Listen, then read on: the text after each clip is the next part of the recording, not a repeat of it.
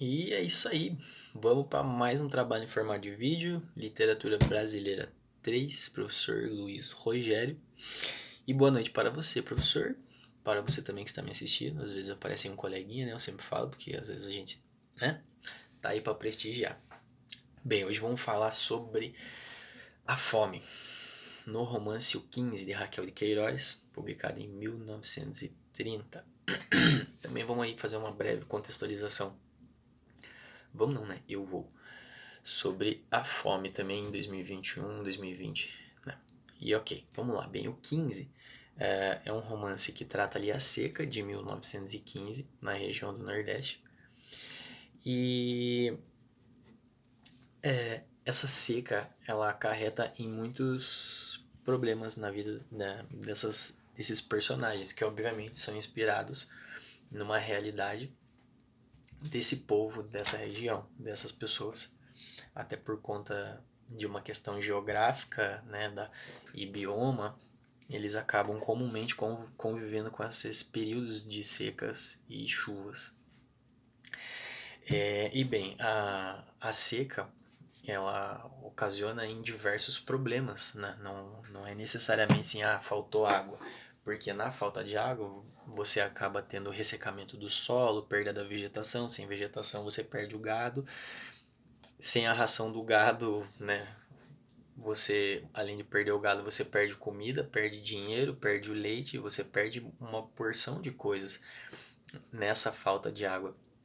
Isso leva os personagens até condições miseráveis em muitos casos e onde eles passam fome e muitas outras necessidades. Então, isso leva eles esse problema da região deles leva eles a uma série de acontecimentos tristes. A gente vê o desdobramento da história em relação a vários personagens, como Conceição, Vicente, Chico Bento e a sua família, Mocinha, e a maioria deles vai tendo um desfecho assim bem trágico e triste, e porque eles são obrigados com essa seca a muitas vezes abandonar o gado, porque não vai mais ter como sustentar o gado, não tem mais remédio para as feridas, não tem água, não tem ração. Os animais também são abandonados à própria sorte. Inclusive a tristeza desses momentos da seca, ela é retratada inclusive através da natureza no livro, né? Através do olhar dos animais, por exemplo, que parecem sentir que que a morte está chegando. Ah, em um determinado momento da história, Chico Bento com a sua família tromba no meio do caminho um animal de estimação deles e que está ali descrito com lágrima correndo pelos seus olhos numa situação bem debilitada. E isso é retratado várias vezes dentro dos animais da história, que volta e meia estão precisando ser socorridos, porque enquanto alguns estão tentando sustentar até o fim, outros são obrigados a abandonar essa região, abandonar suas casas, abandonar tudo que eles têm, ou mesmo que seja pouco, eles têm que abandonar tudo que eles têm e buscar a sorte num outro estado. E nessas viagens que eles comumente fazem a pé, esses retirantes, em direção a estados como o Amazonas, São Paulo, Minas Gerais, Paraná, Espírito Santo, eles enfrentam a questão do sol, do calor, da falta de água, da fome, mais uma vez. Em um momento do livro também, um dos filhos do Chico Bento, ele cava o máximo que ele consegue, acha uma raiz de mandioca e come ela crua. E isso ocasiona o falecimento da criança, porque isso é extremamente venenoso para o corpo. Em vários momentos é descrito que eles estão comendo farinha crua, porque não tem mais o que comer, então eles comem punhados de farinha crua e dividem rapadura entre eles. Às vezes eles passam, é retratado que eles passam dias sem comer e de repente quando conseguem um trocadinho que dá para comprar uma rapadura e um gole d'água e eles dividem a rapadura entre todos eles.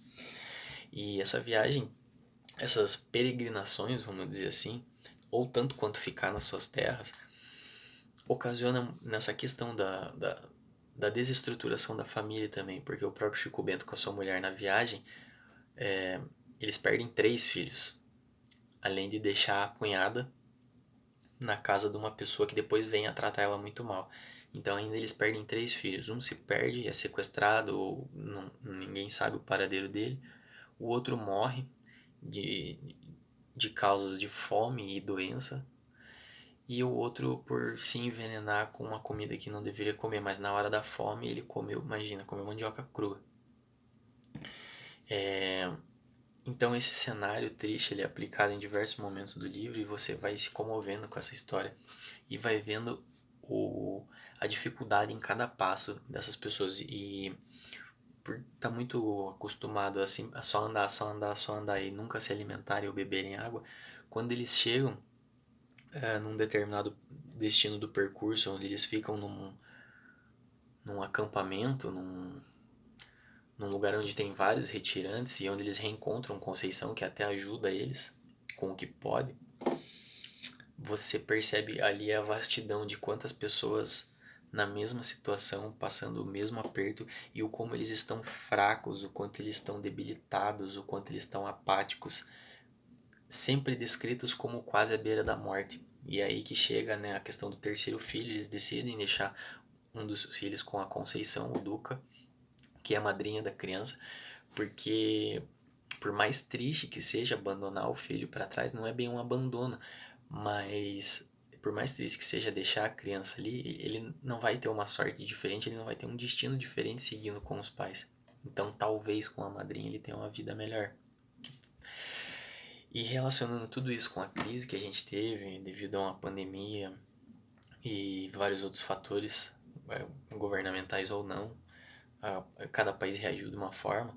A gente teve essa epidemia devido ao Covid-19, onde muitas pessoas perderam empregos, microempreendedores que fecharam suas portas, um número altíssimo de suicídios nessa pandemia e com as portas dos seus negócios fechando, pessoas perdendo emprego. Pensa, ter que voltar para casa, encarar uma família inteira e todo mundo passando necessidade e você.